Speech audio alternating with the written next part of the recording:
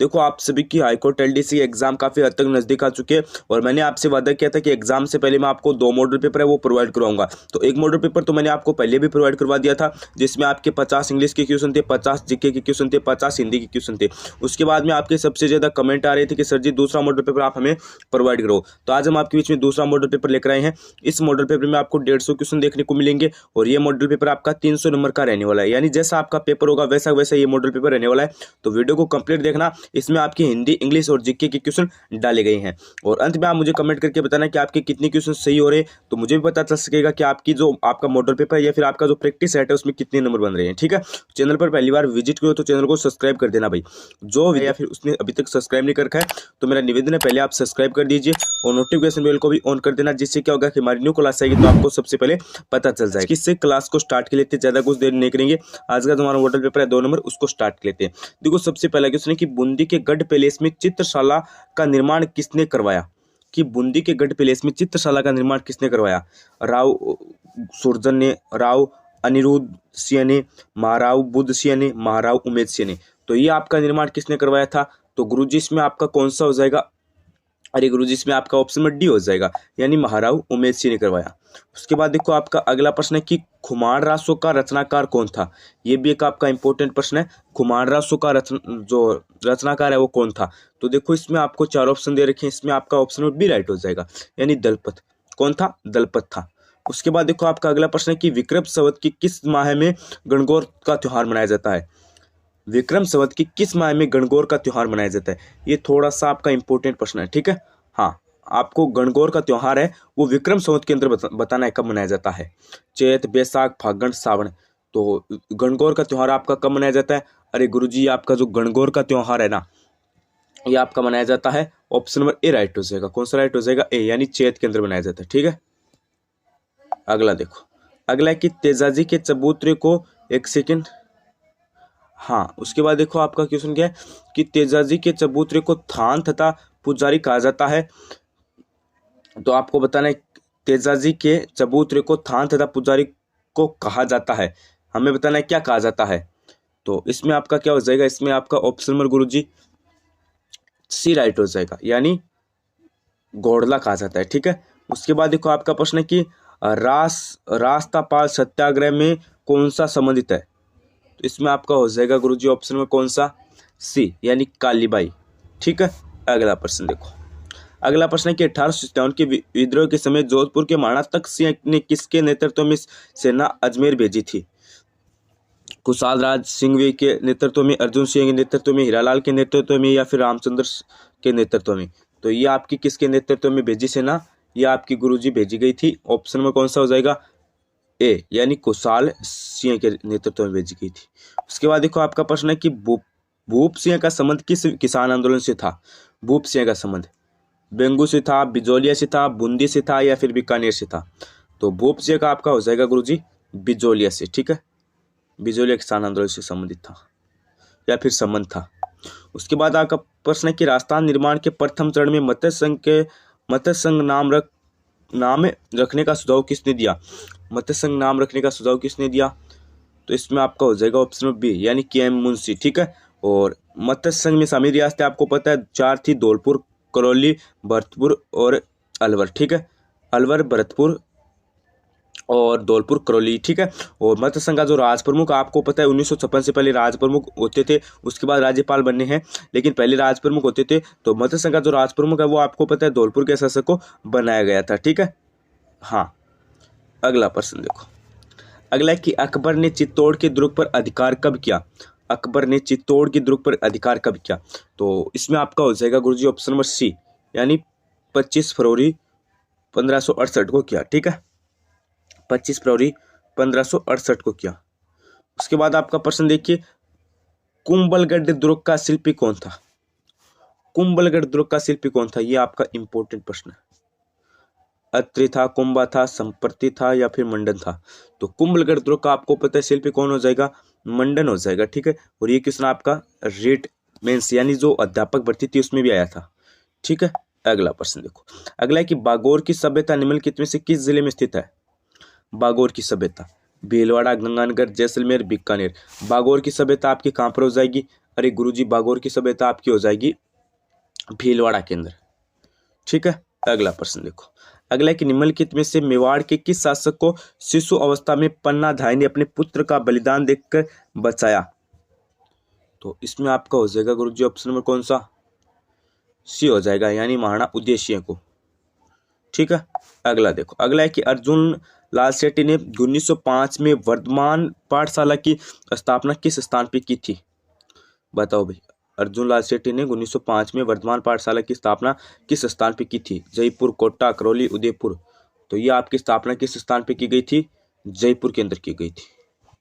उसके बाद आपका प्रश्न देखिए, किस नगर को झीलों की नगरी कहते हैं? तो झीलों की नगरी आपको पता है किसे कहते हैं? एकदम इजी सा क्वेश्चन है, उदयपुर को कहते हैं। उसके बाद देखो आपका प्रश्न है कि होप सर्कस के नाम से जाने जाने वाला स्मारक कहाँ पर स्थित है? अजमेर, अलवर, ब्यावर, उदयपुर। ब्यावर आपको पता है अजमेर के अंदर है, और ये जो स्मारक है ये आपका कहाँ पर है? ये भी आपका ब्यावर अजमेर के अंदर है। ठीक है, हाँ, ब्यावर अजमेर के अंदर। अगला प्रश्न देखो। अगला है कि राजस्थान के प्रथम रेल मार्ग को निम्नलिखित में से किस वर्ष खोला गया था? प्रथम रेल मार्ग को आपको पता है कब खोला गया था? यह आपका हो जाएगा 1874 के अंदर। क्या कब हो जाएगा? 1874 के अंदर हो जाएगा। ठीक है, अगला प्रश्न देखो। अगला है कि निम्नलिखित में से कहाँ देश का सबसे अधिक और बड़ा शीशा जस्ता एकल जमा है? तो ये आपका कहाँ पर हो जाएगा? ये आपका हो जाएगा रामपुरा आगोचा के अंदर। ठीक है, अगला देखो। अगला है कि राजस्थान में बालुओं का पहला संरक्षित क्षेत्र कौन सा है? राजस्थान में बालुओं का पहला संरक्षित क्षेत्र कौन सा है? तो ये आपका कौन सा हो जाएगा? ये आपका हो जाएगा सुंदामाता संरक्षित क्षेत्र। ठीक है, अगला प्रश्न देखो। अगला प्रश्न है कि राजस्थान में प्रोजेक्ट टाइगर का आरंभ निम्नलिखित में से किस वन्य जीव क्षेत्र में किया गया था? हाँ, सबसे पहले भाई हम जीके की क्वेश्चन देख रहे हैं। ठीक है, मेरी बात ध्यान से सुन लेना। सबसे पहले हम जीके की क्वेश्चन देख रहे हैं, उसके बाद हम हिंदी और इंग्लिश के क्वेश्चन देखेंगे।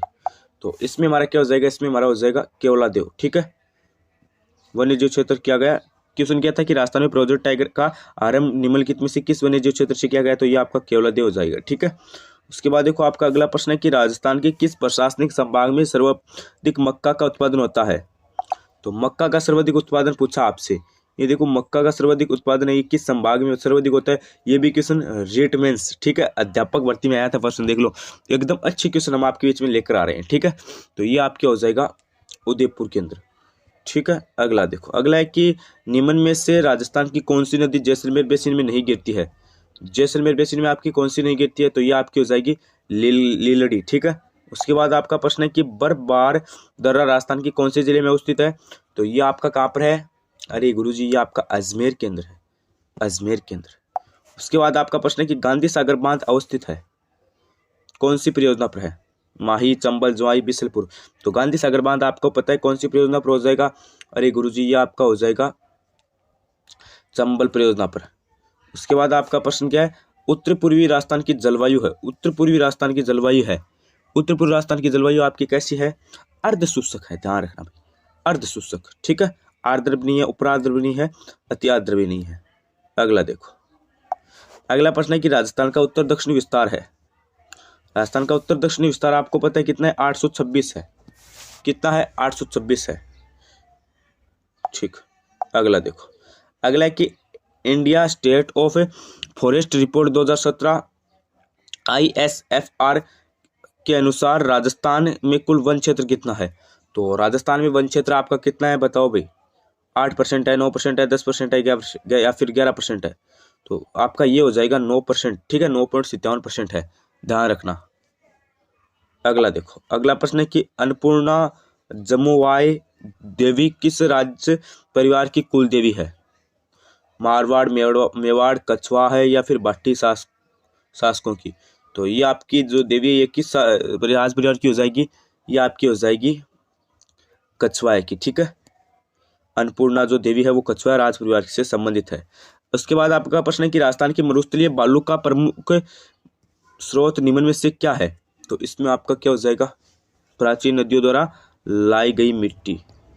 उसके बाद आपका प्रश्न है कि कोट्टा क्षेत्र का प्रमुख नृत्य जो मांगलिक अवसर पर ग्रास्याम महिलाओं द्वारा किया जाता है, तो वो आपका कौन सा हो जाएगा?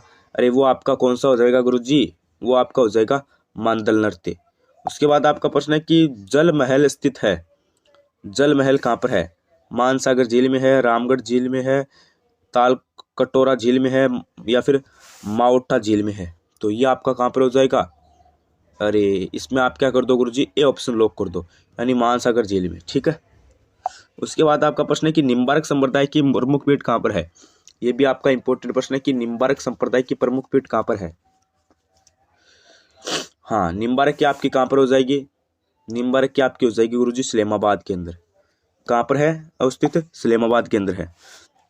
उसके बाद आपका प्रश्न है कि धौली दूध ग्राम किस संप्रदाय से संबंधित है? जसनाती, दरियापंथी, दादोपंथी या फिर लालदासी? तो धौली दूध आपका जो गांव है ये आपका हो जाएगा गुरुजी लालदासी संप्रदाय से संबंधित। ठीक है। अगला प्रश्न देखो, अगला प्रश्न है कि दामन आभूषण कहाँ पर पहना जाता है? दामना, कान, नाक, अंगुली या फिर कमर? दामना थोड़ा सा इंपॉर्टेंट प्रश्न है। दामना कहाँ पर पहना जाएगा? अंगुली के अंदर पहना जाएगा। ठीक है।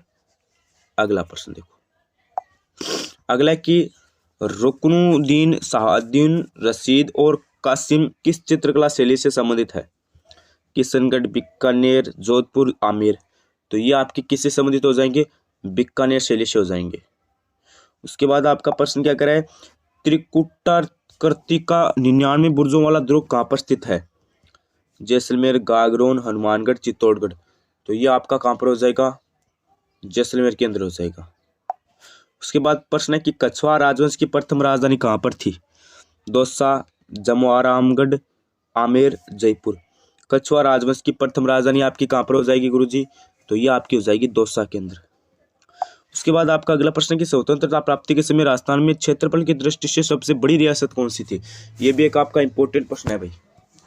क्या है? एक आपका इंपॉर्टेंट प्रश्न है कि क्षेत्रफल, स्वतंत्रता प्राप्ति के समय क्षेत्रफल की दृष्टि से सबसे बड़ी रियासत कौन सी थी?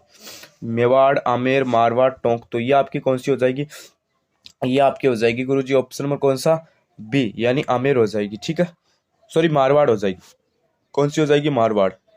उसके बाद आपका प्रश्न है कि राजस्थान मानवाधिकार आयोग अस्तित्व में आया। देखो मानवाधिकार आयोग है ना, ये कोई पॉलिटिकल का टॉपिक नहीं है, ये टॉपिक है ना, ये आपका सीधा का सीधा एग्जाम में आएगा। तो ये अस्तित्व में आपका कब आया था? तो ये आया था आपका 18 जनवरी 1999 को। ठीक है। अगला प्रश्न देखो, अगला प्रश्न क्या कह रहा है? एक सेकेंड, ये क्या हो गया? उसके बाद अगला प्रश्न कह रहा है कि निम्नलिखित में से कौन सा सर्वोच्च शिखर है? तो कौन सा हो जाएगा सर्वोच्च शिखर? आपका कौन सा हो जाएगा गुरुजी? यह आपका हो जाएगा तारागढ़। ठीक है। अगला प्रश्न देखो, अगला है कि राजस्थान में अरावली का कौन सा भाग सर्वाधिक वर्षा प्राप्त करता है? ये थोड़ा सा इंपॉर्टेंट प्रश्न है कि राजस्थान में अरावली का कौन सा भाग सर्वाधिक वर्षा प्राप्त करता है? तो देखो सर्वाधिक वर्षा की बात आई है तो सर्वाधिक वर्षा आपको पता है दक्षिणी भाग है वो प्राप्त करता है। ठीक है। अगला प्रश्न देखो, अगला है कि उमेद शाही, अमर शाही, विजय शाही और शाहजहानी ये सब है। कैथून में साड़ी बनाने की विद्याएं, पैलेस ऑन व्हील में उपलब्ध राजवाड़ी शराब के प्रकार, महिलाओं के हीरे के लिए जड़ित नवलखा हार की किस्में, राजस्थानी पगड़ियों की शैलियां? देखो ये सभी है ना, ये सभी के सभी क्या है? राजस्थानी पगड़ियों की शैलियां है। ठीक है। उदय शाही, अमर शाही, विजय शाही और शाहजहानी ये सभी। ठीक है। अगला प्रश्न देखो, अगला कि झालावाड़ से बीकानेर की और सीधी रेखा में यात्रा करते हुए आप निम्न में से किस प्रकार के भौतिक स्वरूपों के क्रम का अवलोकन करोगे? तो आप किन का अवलोकन करेंगे? तो इसमें आपका क्या हो जाएगा? हाड़ौती पठार, बनास बेसिन और मध्य अरावली का करोगे। ठीक है। अगला प्रश्न देखो, अगला प्रश्न है कि ख्याल के जयपुर घराने के प्रवर्तक कौन थे? ख्याल के जयपुर घराने के प्रवर्तक कौन थे? तो इसमें आपका कौन सा हो जाएगा? ऑप्शन नंबर सी हो जाएगा, यानी मंदरंग थे। उसके बाद आपका अगला प्रश्न क्या करे? जला गीत स्त्रियों द्वारा कब गाया जाता है? तो ये आपका बताओ कब गाया जाता है? कुआ पूजन के समय, जल जोलनी एकादशी के अवसर पर, वर की वरात का डेरा देखने जाने पर, और डेरा देखने जाने पर, तीज पूजन के अवसर पर। तो ये गीत आपका कब गाया जाता है? ये गीत आपका गाया जाता है वर की बरात का डेरा देखने समय। ठीक है। अगला प्रश्न देखो, अगला प्रश्न क्या कह रहा है कि सही सम्मिलित कीजिए। एक तरफ रचनाकार है, एक तरफ उनसे साहित्य संबंधित साहित्य है। तो इसमें देखो आपका सही कौन सा हो जाएगा? अच्छा, सुमेलित करना है तो कौन सा कुट आपका सही हो जाएगा? इसमें देखो आपके दो जो ये दलपति विजय है ये कुमारा से संबंधित हो जाएंगे, और आपके जो ये नरपति नाला है, ठीक है, ये आपके हो जाएंगे विशलदेव राजसो से, और आपके जो जोधराज है ये आपके हो जाएंगे हमीर राजसो से, और नल से आपके किससे हो जाएंगे विजयपाल राजसो से हो जाएंगे। ठीक है, यानी डी ऑप्शन आपका राइट हो जाएगा, सॉरी बी ऑप्शन राइट हो जाएगा। ठीक है, अगला प्रश्न देखो। अगला है कि 23 जनवरी 2022 को प्रधानमंत्री नरेंद्र मोदी ने इंडिया गेट पर किस स्वतंत्रता सेनानी की होलोग्राम प्रतिमा का अनावरण किया? तो इसमें आपका क्या हो जाएगा गुरुजी? ऑप्शन नंबर डी हो जाएगा, यानी सुभाष चंद्र बोस की। ठीक है, उसके बाद आपका प्रश्न है कि नवलीना बोरगोहन ने मुक्केबाजी 59 किग्रा में कांस्य पदक जीता, इनका संबंध किस राज्य से है? असम, मणिपुर या फिर हरियाणा या फिर महाराष्ट्र? तो इनका संबंध किससे हो जाएगा? इनका संबंध हो जाएगा असम से। ठीक है, उसके बाद आपका प्रश्न क्या करा है? 18 मई 2020 से राज्य में प्रारंभ की गई प्रियदर्शनी बेबी किट कार्यक्रम का संबंध किससे है? तो इसका संबंध हमें बताना है किससे है। नवजात बालिकाओं से है, प्रसूताओं के स्वास्थ्य से है, पहली बार स्कूल जाने वाली बालिकाओं से है, किशोरी स्वास्थ्य कार्यक्रम से है? इनका संबंध किससे हो जाएगा? हाँ, इनका संबंध आपका किससे हो जाएगा गुरुजी? अरे इनका संबंध तो आपका हो जाएगा नवजात बालिकाओं से। ठीक है, उसके बाद आपका प्रश्न क्या कह रहा है कि देश का पहला ग्रीन हाइड्रोजन प्लांट कहाँ स्थापित किया जाएगा? आगरा, लखनऊ, मथुरा, बरेली? ये आपका पहला कहाँ पर स्थापित किया जाएगा? ये आपका किया जाएगा मथुरा के अंदर, ध्यान रखना भाई। ठीक है, अगला प्रश्न देखो। अगला है कि जयपुर जिले का ग्राम पंचायत बटेरी गांव हाल ही में चर्चा में आने का कारण निम्न में से क्या रहा है? ये जो गांव है ये किस लिए चर्चा में आया था, हमें ये बताना है। हाँ, सांसद आदर्श ग्राम योजना के लिए, कुसुम योजना में पहल, सोलर प्लांट लगाने के लिए, और जल जीवन मिशन में लक्ष्य को पूरा करने के लिए, कोविड-19 का 100% लक्ष्य पूरा करने के लिए। तो ये गांव आपका किसके लिए आया था चर्चा में? तो ये आपका हो जाएगा गुरुजी ऑप्शन नंबर कौन सा? ए, यानी सांसद आदर्श ग्राम योजना के लिए। ठीक है, तो अभी हमने 50 क्वेश्चन जीके के देख लिए हैं, अभी हम क्या कर लेते हैं, हिंदी के 50 क्वेश्चन और देख लेते हैं। ठीक है, चलो हिंदी के क्वेश्चन और देख लेते हैं। तो हिंदी का सबसे पहला क्वेश्चन देखिए आप, और अंत में कमेंट जरूर करना भाई। पहला क्वेश्चन क्या कह रहा है? परिच्छेद में कौन सी संधि है, ये बताओ भाई। सबसे पहला ही क्वेश्चन कह रहा है कि परिच्छेद में कौन सी संधि है, वेरी इंपॉर्टेंट प्रश्न है। व्यंजन है, दीर्घ है, अयदि है, गुण है। तो परिच्छेद में कौन सी संधि हो जाएगी आपकी? अरे परिच्छेद में आपकी हो जाएगी गुरुजी व्यंजन संधि। ठीक है, परिच्छेद में कौन सी संधि है? व्यंजन संधि है। ठीक है, और परि प्लस छेद स्वर के बाद 6 से 6 हो जाता है, यहाँ व्यंजन संधि का प्रयोग होता है। ठीक है, 6 से क्या हो जाता है? 6। ठीक है, परिच्छेद हो जाएगा। ठीक है, अगला प्रश्न देखो। अगला है कि यण संधि में ये बनेगा, ये किससे बनेगा, हमें ये बताना है। तो यण संधि में ये आपका किससे बनेगा? ई बड़ी, क्या बोलते हैं, बड़ी ई बोलते हैं ना। ठीक है, उसके साथ ए से। ठीक है, आपका ये बनेगा। उसके बाद देखो आपका अगला प्रश्न क्या कर रहा है? किस क्रमांक में सही संधि विच्छेद है? किस क्रमांक से सही संधि विच्छेद है, हमें ये बताना है। तो इसमें देखो पद्धति का गलत है, कुल्टा का भी गलत है, जलोमणी का गलत है, वधुल्लास ये आपका सही हो जाएगा, वधु प्लस उल्लास। ठीक है, अगला प्रश्न देखो। अगला है कि अन्वेषण शब्द में कौन सी संधि है? गुण, यण, दृग, वृद्धि। अन्वेषण में बतानी है कौन सी संधि है। तो अन्वेषण में आपकी यण स्वर संधि हो जाएगी। कौन सी संधि है? यण स्वर संधि। उसके बाद आपका अगला प्रश्न कह रहा है कि किस समास में दोनों शब्दों की प्रधानता एक समान होती है? बताओ भाई, किस समास में दोनों शब्दों की प्रधानता एक समान होती है? कर्मधारय, बहुव्रीहि, द्विगु, द्वंद्व। तो इसमें आपका क्या हो जाएगा? इसमें आपका हो जाएगा गुरुजी ऑप्शन नंबर डी, यानी द्वंद्व है।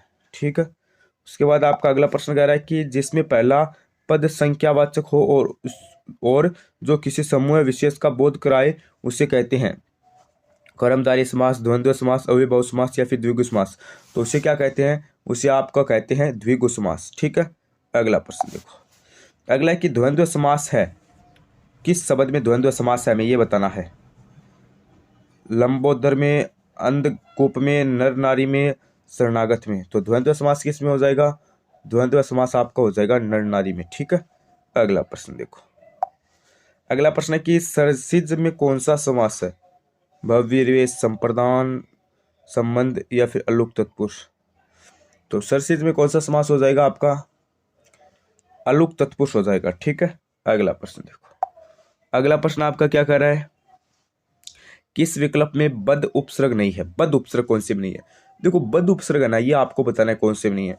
बद किस्मत में तो है, बदनाम में भी है, और बद हजमी में भी है, बद सतूर ये नहीं होगा, क्योंकि आपको पता है बद प्लस किस्मत ये तो बन गया, बद प्लस नाम भी बन गया, बद प्लस हजमी भी बन गया, लेकिन बद प्लस सतूर क्या होता है? ये आपका बद उपसर्ग नहीं है, ठीक है। ये तो एक अपने आप में एक शब्द है। अगला देखो, अगला है कि सजन में कौन सा उपसर्ग है? सजन में, तो सजन में आपका कौन सा उपसर्ग हो जाएगा? सजन में आपका हो जाएगा कौन सा उपसर्ग? शत उपसर्ग हो जाएगा, क्योंकि सज्जन का संधि विच्छेद करने पर सत प्लस जन होता है, तो यहाँ पे आपका ये शत उपसर्ग होगा, ठीक है। अगला प्रश्न देखो, अगला प्रश्न क्या है? आयात शब्द में नि उपसर्ग से बनने वाला शब्द है। आयात शब्द में नि उपसर्ग से बनने वाला शब्द क्या है? निर्यात, आयतनी, निर्गुत या कोई नहीं? तो इसमें आपका हो जाएगा ऑप्शन नंबर ए, निर्यात। उसके बाद आपका अगला प्रश्न कह रहा है कि अधखिला शब्द में उपसर्ग है। अधखिला शब्द में कौन सा उपसर्ग हमें ये बताना है। हाँ, अधखिला में कौन सा उपसर्ग है? तो अधखिला में कौन सा हो जाएगा? अधखिला में आपका हो जाएगा अध, ठीक है। उसके बाद आपका अगला प्रश्न क्या कह रहा है कि किस शब्द में ये प्रत्यय है? किस शब्द में ये प्रत्यय है? गंतव्य, वेदव्य, ज्ञातव्य, द्रष्टव्य। तो ये प्रत्यय आपका किस में हो जाएगा? ये प्रत्यय आपका हो जाएगा गुरुजी वेदव्य में, ठीक है। उसके बाद आपका प्रश्न है कि किस शब्द में प्रत्यय है? ननिहाल, बेहाल, खुशहाल, बहाल। तो ये आपका किस में हो जाएगा? ये आपका किस में हो जाएगा गुरुजी? इसमें आपका ऑप्शन नंबर ए हो जाएगा, ननिहाल में, ठीक है। उसके बाद आपका प्रश्न क्या कर रहा है? इन प्रत्यय का प्रयोग किस शब्द में हुआ है? पुराजीन, चिन्ह, कठिन, मीन। तो इन प्रत्यय का प्रयोग आपका किस में हुआ है? पुराजीन में हुआ है, ठीक है, पुजारीन में हुआ है, ठीक है। अगला प्रश्न देखो, अगला है कि किस समूह के सभी शब्दों में प्रत्यय है? अर्धगम, सामान्य, गौरव और दयालु, डिबिया, अज्ञानी, गुड़िया, शंकर व्यास, घर, सजमल, कसेला। तो इसमें आपका हो जाएगा बी, दयालु, डिबिया, अज्ञानी में प्रत्यय है, ठीक है। अगला प्रश्न देखो, अगला प्रश्न है कि यम का पर्यायवाची शब्द है। तो यम का पर्यायवाची शब्द क्या हो जाएगा आपका? यम का पर्यायवाची आपका हो जाएगा किनास। उसके बाद आपका प्रश्न है कि खल का समार्थी नहीं है। खल का समार्थी कौन सा नहीं है? खल का आपका धरती पृथ्वी है, ये समार्थी नहीं है। उसके बाद है कि आग का पर्यायवाची कौन है? आग का पर्यायवाची कौन है? अनिल, अनल, आनल या फिर अनिल। तो आग का आपका क्या हो जाएगा? आग का पर्यायवाची आपका हो जाएगा अनल। उसके बाद आपका प्रश्न क्या कर रहा है? आंक का पर्यायवाची कौन सा शब्द है? आंक का पर्यायवाची कौन सा शब्द है? सहकार, कुटुज, पिक, द्रग। आंक का आपका हो जाएगा द्रग। उसके बाद आपका प्रश्न क्या कर रहा है? अपर्ण का विलोम शब्द है। अपर्ण का विलोम क्या हो जाएगा? ग्रहण हो जाएगा। उसके बाद आपका प्रश्न है कि अग्रज का सही विलोम है। अग्रज का सही विलोम क्या हो जाएगा? अनुज, ज्येष्ठ, कनिक, भ्राता। तो ये आपका हो जाएगा अनुज। उसके बाद आपका अगला प्रश्न है कि अनावृष्टि का सही विलोम है। अनावृष्टि का सही विलोम क्या है? अतिवृष्टि है, सूखा है, अकाल है, बंजर है। तो इसमें आपका हो जाएगा अतिवृष्टि। उसके बाद आपका प्रश्न है कि सापेक्ष का सही विलोम है। सापेक्ष का सही विलोम है। सापेक्ष का सही विलोम क्या है? सापेक्ष का आपका सही विलोम हो जाएगा निरपेक्ष। उसके बाद आपका अगला प्रश्न है कि नीचे दिए गए अनर्थ शब्दों में कौन सा अनुपयुक्त है? तो अनुपयुक्त आपका कौन सा हो जाएगा? देव, भाग्य, विधमाता, आकाशीय अनुपयुक्त हो जाएगा। उसके बाद आपका प्रश्न है कि अंक का अनेकार्थ शब्द होगा। अंक का अनेकार्थ शब्द होगा कामदेव, संख्या, चौसर के पास से विष्णु। तो इसमें आपका हो जाएगा संख्या। उसके बाद आपका प्रश्न है कि इनमें से एक शब्द ईश्वर का समानार्थी है, कौन सा है? भगवान है, चार है, अंश है, वाण है। तो इसमें आपका कौन सा हो जाएगा? भगवान हो जाएगा, ठीक है। अगला देखो, अगला प्रश्न कह रहा है कि पतंग शब्द किस अर्थ में प्रयुक्त नहीं होता है? पतंग शब्द किस अर्थ में प्रयुक्त नहीं होता है? पक्षी, कनकौवा, वादक, सूर्य। देखो पतंग है ना, ये आपका किस में प्रयुक्त नहीं होता है? ये आपका वादक के अंदर प्रयुक्त नहीं होता है, ठीक है। अगला प्रश्न देखो, अगला है कि तरुणी, तरणी शब्द का युग्म अर्थ है।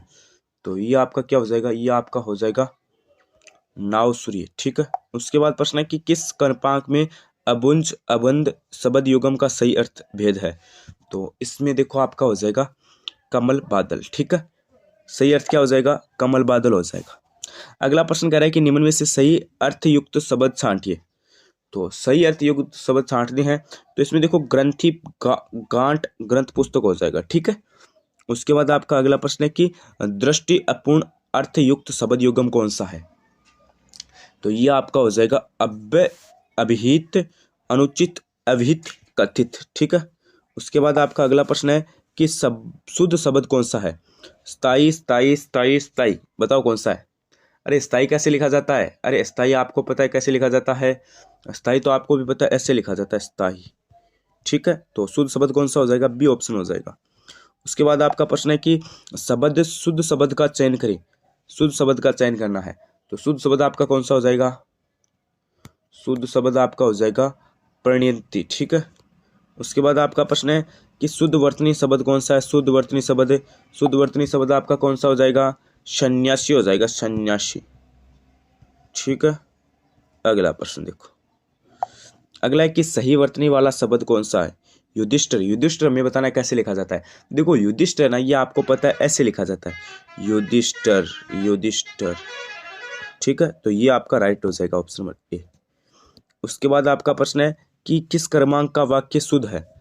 किस क्रमांक का वाक्य शुद्ध है? तो इसमें आपका डी हो जाएगा, प्रमाण सहित उत्तर दीजिए, ठीक है। और ये तीनों ये आपकी गलत हो जाएंगे, ठीक है। अगला प्रश्न देखो, अगला है कि शुद्ध वाक्य कौन सा है?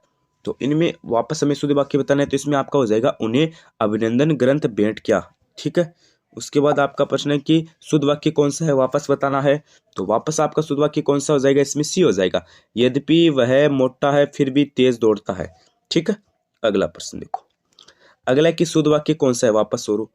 वापस फिर से बताना है शुद्ध वाक्य कौन सा है। तो इसमें बी हो जाएगा, कौन सा हो जाएगा? बी, मैं गुरुजी की आज्ञा के अनुसार चलता हूँ, ठीक है। उसके बाद आपका प्रश्न है कि इसमें सरल वाक्य कौन सा है? इसमें सरल वाक्य कौन सा है? तो इसमें हो जाएगा उसने राम और श्याम को जाते हुए देखा, ठीक है। अगला प्रश्न देखो, अगला है कि कृत्य शब्द का सही अर्थ क्या है? कृत्य शब्द का, कृत्य शब्द का सही अर्थ क्या होता है? यश होता है, रचना होता है, कृत्य होता है, निपुण होता है। देखो कृत्य शब्द है ना, इसका सही अर्थ आपका होता है यश, ठीक है। अगला प्रश्न देखो, अगला है कि मोर शब्द चातक के अर्थों को प्रकट करने वाला शब्द बताइए कौन सा है? शब्द बताओ कौन सा है? शब्द आपका कौन सा हो जाएगा? सारंग हो जाएगा। उसके बाद आपका प्रश्न है कि जो ऊपर से मिलाया गया तो वो क्या हो जाएगा? जो ऊपर से मिलाया जाता है वो क्या हो जाएगा? अरे वो आपका क्या हो जाएगा? 44 में आपका हो जाएगा ऑप्शन नंबर ए, प्रक्षिप्ति, ठीक है। उसके बाद प्रश्न है कि जिसमें तैर कर पार करना कठिन हो वो क्या है? वो क्या है? वो आपका हो जाएगा दुष्टर। उसके बाद प्रश्न है कि फेंक कर चलाया जाने वाला हथियार, बाण, शस्त्र, अस्त्र, बम क्या होता है? फेंक कर चलाया जाने वाला हथियार, अरे फेंक कर चलाया जाने वाला हथियार होता है अस्त्र, ध्यान रखना, अस्त्र। उसके बाद प्रश्न है कि छाती पर मूंग डालना मुहावरे का क्या अर्थ है? तंग करना, दुखी करना, कर्ज वसूल करना, मूंग की खेती करना। अरे छाती पर मूंग डालने का अर्थ क्या होता है? अरे छाती पर मूंग डालने का अर्थ होता है तंग करना, ठीक है। हाँ, आपली भाषा में कहो कि तुम मेरे छाती पर मूंग मत दड़े।